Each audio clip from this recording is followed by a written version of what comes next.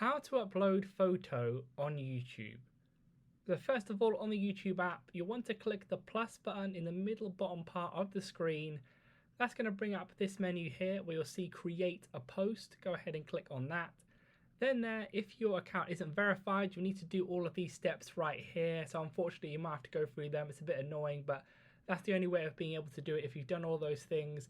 But once you have, then you'll be able to go to the same button again, clicking the plus, then clicking create a post, and then it will actually have access to your photos once you give it permission there by clicking select more photos. You'll be able to get it off your device to go ahead and click on which one you want, click done.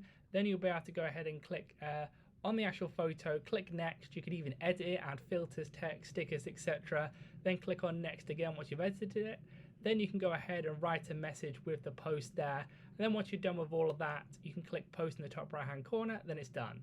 So please do leave a like on the video if it helped, and subscribe for more helpful videos.